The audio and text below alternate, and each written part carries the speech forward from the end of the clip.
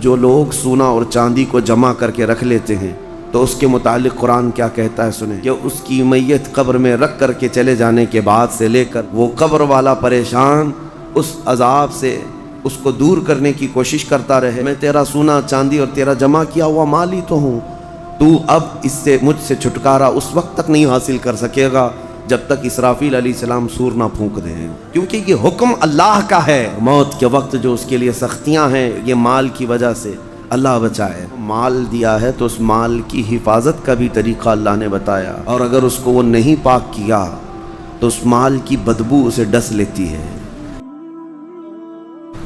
آپ کو اللہ نے صحت عطا کی ہے، جسم عطا کیا ہے، تو وہی بہتر جانتا ہے کہ اس کی حفاظت کیسی ہو۔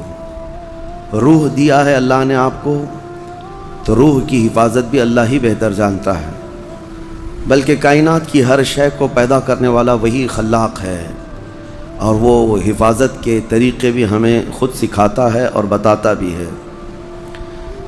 روزہ ایک اعتبار سے جسم کی تمام فاسد اور تمام تر بری بیماریوں کو ختم کرنے کا ذریعہ بھی ہے۔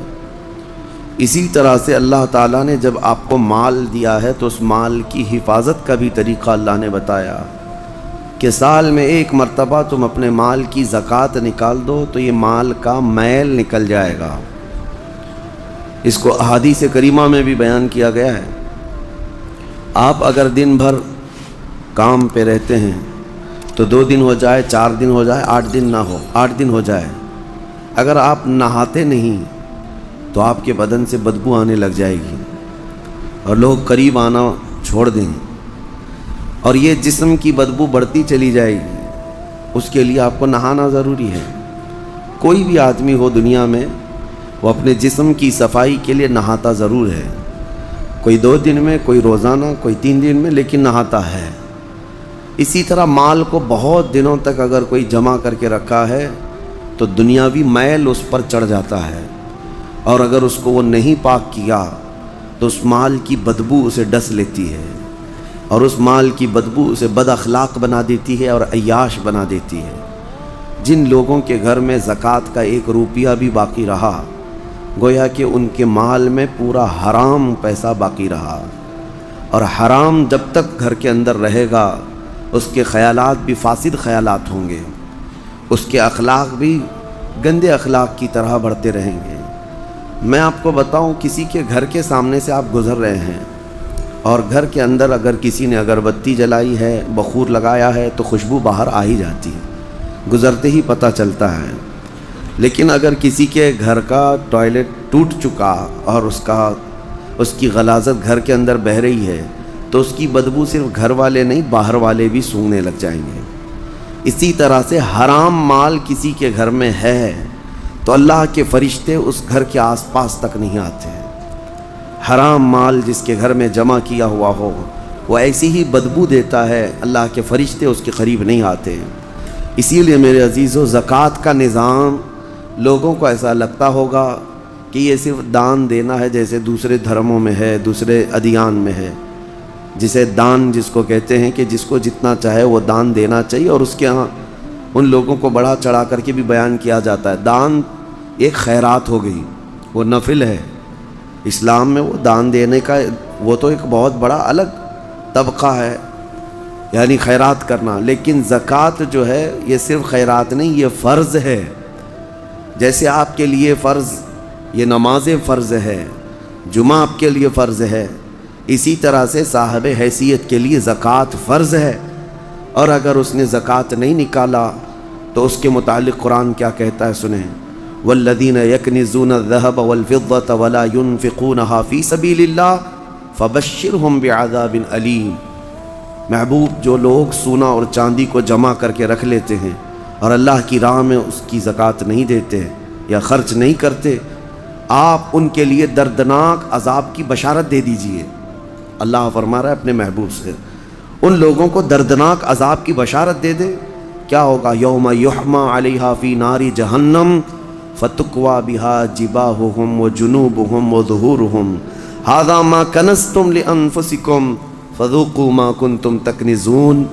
اللہ فرماتا ہے جس دن آگ تپائی جائے گی، جہنم کی آگ تپائی جائے گی، بھڑکائی جائے گی، تو اس آگ کے ذریعے سے ان کی پیشانیوں کو داغا جائے گا، ان کے بازوؤں کو داغا جائے گا، ان کے پیچھے والے حصے کو داغا جائے گا اس گرم تپی ہوئی آگ سے، اور پھر اس سے کہا جائے گا ھذا ما کنزتم لانفسکم، یہ تو وہی ہے جو تو نے اپنے لیے خزانہ کر کے رکھا تھا، یہ وہی ساری چیزیں ہیں جو تو نے اپنے لیے سیو کر کے رکھا تھا، فذوقوا ما کنتم تکنزون، جو کچھ تم جمع کرتے تھے اب چکھو آج کے دن، آج اس کو چکھو، یہ کہا جائے گا، اس کو چکھایا جائے گا اور عذاب میں مبتلا رہے گا، یہاں تک کہ یہ تو قیامت کے دن کے عذابات کا ذکر ہے۔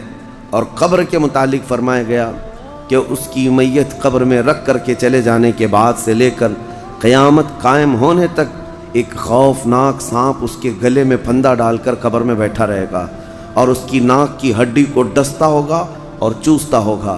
وہ قبر والا پریشان اس عذاب سے اس کو دور کرنے کی کوشش کرتا رہے، تو وہ سانپ کہتا ہے کہ تو مجھے کیوں الگ کرتا ہے، میں تیرا مال ہی تو ہوں جسے تو دنیا میں بہت زیادہ عزیز رکھتا تھا، میں تیرا سونا چاندی اور تیرا جمع کیا ہوا مال ہی تو ہوں، تو اب اس سے مجھ سے چھٹکارا اس وقت تک نہیں حاصل کر سکے گا جب تک اسرافیل علیہ السلام سور نہ پھونک دیں۔ میرے عزیزو، یہ جو وعیدیں آئی ہیں ان لوگوں کے لیے ہیں جنہوں نے اپنے مال کا حق اللہ کی راہ میں نہیں دیا۔ آپ دیکھیں اللہ کریم نے جو کچھ بھی دیا ہے آپ کو، یہ آپ کی اپنی محنت نہیں، جو اگر یہ سمجھتا ہو میں نے اپنے خون پسینے کی محنت سے یہ سب کمایا ہے، یہ خام خیالی ہے میرے عزیز۔ اللہ تبارک و تعالیٰ اگر نہ دینا چاہے تمہاری ناک زمین پر گھس جاتی، وہ ایک سکہ بھی تجھے نہ ملتا۔ رب تعالیٰ کی یہ عنایتیں ہیں جو تمہیں مال دیا، لیکن جس نے دیا کیا تم سے اس نے پورے آدھے مال کا تقاضا کیا؟ رب تبارک و تعالیٰ نے یہ فرمایا کہ تم کو اگر 1,00,000 روپے کی قیمت کی کوئی چیز آج دنیا میں دی گئی تو 50,000 اللہ کی راہ میں دے دینا، یا 1/4 25,000 دے دینا، 1 پاؤ حصہ دے دینا۔ نہیں، دنیا تو تقاضا کرتی ہے پرسنٹیج کا، یہاں رب تبارک و تعالیٰ نے پورے سال میں، وہ بھی انکم پر نہیں، سیونگ پر۔ یاد رکھو دنیا کی جو ٹیکس ہیں، جتنی بھی ڈپارٹمنٹ ہیں، وہ تمہارے انکم پر ٹیکس لگاتی ہیں، انکم جتنی ہو رہی ہے اس پر ٹیکس ہے۔ انکم ٹیکس کیا ہے؟ آپ جتنا کما رہے ہیں اس پر ٹیکس آتا ہے، لیکن میرا مولا تمہارے انکم پر نہیں، تم سال میں کروڑ روپے بھی کماتے کیوں نہ ہو، لیکن اگر بچتا کچھ نہیں ہے تو زکوٰۃ کچھ بھی نہیں، زکوٰۃ کچھ بھی نہیں ہے۔ ہاں، جو سیونگ ہے تمہارے پاس، جو بچی ہوئی چیز ہے، اس کے لیے رب تعالیٰ فرماتا ہے جو بچا کر تم نے رکھا ہے، اب اس کا آدھا نہیں، اس کا پاؤ نہیں، اس کا 10واں حصہ نہیں، اس کا 20واں حصہ نہیں، بلکہ اپنے پورے مال کا 40واں حصہ 2.5% صرف اللہ کی راہ میں ادا کیا کرو، باقی 97.5% تمہارے پاس سیف رہتا ہے، 97.5% تمہارے پاس۔ مجھے حیرت ہوتی ہے زکوٰۃ کے اس نظام کو، کبھی میں سوچتا ہوں اتنا 2.5% نکالنے سے ہوتا کیا ہے، کس کا بھلا ہوگا، نکالنے والے کا کیا نقصان ہونے والا ہے، کچھ بھی نہیں، اور جس کو دے رہے ہیں اس کا کیا ہوگا، نہیں۔ یہ رب ذوالجلال کی حکمت بالغہ ہے۔ آپ کو میں بتاؤں، رسول اقدس صلی اللہ تعالیٰ علیہ وسلم کے زمانے میں جو غربت تھی مدینے کی، وہ ایسی غربت تھی کہ صحابہ کے پاس پورا جسم چھپانے کے کپڑے بھی نہیں تھے، کسی کے پاس 2 کپڑے، کسی کے پاس 1 کپڑا، اور کھانے پینے کی اشیاء کی ایسی قلت تھی کہ وہ صرف 1 یا 2 کھجور پر پورا دن گزار لیتے تھے۔ ان کے پاس ہتھیار خریدنے کے لیے پیسے نہیں تھے، جو جنگوں میں ایسی لکڑیاں لے کر چل پڑتے تھے۔ غربت کا عالم یہ تھا۔ آپ کو میں بتاؤں، جنگ بدر جو ہوئی ہے 17 رمضان المبارک کو، 313 صحابہ میرے آقا کے ساتھ گئے تھے بدر کی وادی تک، 160 کلومیٹر، لیکن آپ کو پتہ ہے ان 313 صحابہ کے درمیان صرف 4 گھوڑے تھے، 4 گھوڑے۔ آپ سوچ سکتے ہیں 4 گھوڑے تھے صرف جس پر سواری کی جا سکتی ہے 313 لوگوں کے پاس۔ وہ غربت کا عالم تھا، لیکن نبی کریم صلی اللہ تعالیٰ علیہ وسلم نے یہ زکوٰۃ کا نظام قائم فرمایا۔ میں آج آپ کو بتاؤں کہ حضور پاک کی وفات ظاہری کے بعد صدیق اکبر کا زمانہ آیا، 2.5 سال صدیق اکبر نے خلافت کی، اس کے بعد سیدنا عمر ابن خطاب کا زمانہ آیا۔ اب دور خلافت عمر میں حضرت عمر فاروق کی خلافت کا دور ہے۔ اب زکوٰۃ کا نظام بڑھ چکا تھا، اسلام کی سرحدیں بھی بہت دور ہو چکی تھیں، بہت پھیل چکی تھیں۔ یمن کے گورنر سیدنا معاذ ابن جبل رضی اللہ تعالیٰ عنہ صحابی رسول ہیں، وہاں کی زکوٰۃ کلیکٹ کرتے ہیں اور وہ زکوٰۃ مدینہ بھیجتے ہیں حضرت عمر کے پاس خط لکھ کر کے، امیر المومنین یمن کے غنی حضرات کی یہ زکوٰۃ ہے، فقرائے مدینہ میں اس کو تقسیم کر دیا جائے۔ جب مال مدینے پہنچا، سیدنا عمر فاروق رضی اللہ تعالیٰ عنہ نے لیا، مدینے میں اعلان کیا کہ یمن سے زکوٰۃ آئی ہے، جو مستحقین ہیں وہ آ جائیں۔ 3 دن تک مسلسل اعلان ہوتا رہا، مدینے میں ایک آدمی بھی زکوٰۃ لینے والا رہا ہی نہیں۔ ہر ایک اتنا کیپیبل ہو چکا تھا کہ زکوٰۃ دینے والے تھے، مدینے میں لینے والا کوئی تھا ہی نہیں۔ یہ اتنا جلدی کیسے ریولوشن آیا؟ اس غریبی سے کیسے لوگ اس منزل تک پہنچے؟ حضرت عمر فاروق رضی اللہ تعالیٰ عنہ نے پوچھا کہ مدینے میں کوئی آنے والا نہیں ہے زکوٰۃ لینے کے لیے؟ یہ وہی مدینہ ہے، جب آئے تھے تو ان کو پانی کی قلت تھی، پانی بھی نہیں پی پا رہے تھے، پیسے دے کر خریدنا پڑتا۔ تو پھر حضرت عمر نے خط لکھ کر کے واپس بھیجا حضرت معاذ بن جبل کو کہ مدینے میں کوئی بھی اب زکوٰۃ کا مستحق نہیں رہ گیا، لہٰذا یمن کے فقیروں میں ہی اس کو تقسیم کر دو۔ حضرت معاذ بن جبل کے پاس یہ مال دوبارہ گیا اور انہوں نے دوبارہ پھر خط لکھ کر کے بھیجا کہ حضور پورے یمن میں بھی کوئی فقیر نہیں رہ گیا۔ یہ نظام مصطفیٰ ہے، یہ نظام مصطفیٰ ہے۔ تم سمجھتے ہو 2.5% سے کچھ نہیں ہوتا؟ بہت بڑا ریولوشن آتا ہے، بہت بڑا انقلاب آتا ہے، کیونکہ یہ حکم اللہ کا ہے، اور جب یہ صحیح جگہ پر پہنچے گی تو رب ذوالجلال وہ اس کی شان قدرت ہے کہ اس کس غریب کو اٹھا کر غنی بنا دے۔ میرے عزیزو، آج کئی نظام درہم برہم ہے، ہماری زکوٰۃ کا نظام بھی درہم برہم ہے۔ بعض لوگ تو زکوٰۃ کو چاہتے ہی نہیں کہ نکالیں، نعوذ باللہ، وہ عذاب الہی کے شکار ہوں گے۔ وہ چاہے 1 روپیہ بھی بچا کر کے جائیں تو پھر ان کے اوپر یہ قرضہ چڑھا ہی رہے گا مرنے تک، اور موت کے وقت جو اس کے لیے سختیاں ہیں یہ مال کی وجہ سے، اللہ بچائے۔ کچھ کا تو زکوٰۃ پر ایسا معاملہ ہے کہ وہ دینا نہیں چاہتے، اور کچھ ایسے ہیں جو دے تو لیتے ہیں لیکن کہاں دینا ہے یہ نہیں معلوم۔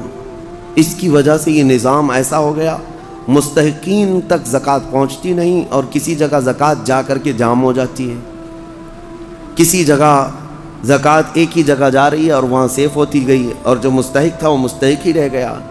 اصل مسئلہ جو ہمارے بیت المال کا تھا وہ نظام ہی نہیں ہے۔ پہلے بیت المال ہوا کرتا، امیر المومنین جو ہوتے وہ سب کی زکوٰۃ کلیکٹ کر کے بیت المال میں جمع کرتے، اور پھر جتنے بھی فقراء ہوتے تھے ان کا رجسٹر ہوتا تھا کہ کون کون مستحق ہے، اور ان کو سال بھر فوکس کر کے بیت المال سے دیا جاتا۔ اگلے سال تک وہ فقیروں کا نام رجسٹر میں ہوتا ہی نہیں تھا، کیونکہ ان کو اتنا دیا جا چکا ہوتا کہ وہ اپنا کاروبار کر رہے ہوتے، اپنی تجارت لگا چکے ہوتے، اور دوسرے سال وہ خود اپنی زکوٰۃ لے کر کے بیت المال میں آتے تھے۔ یہ نظام تھا۔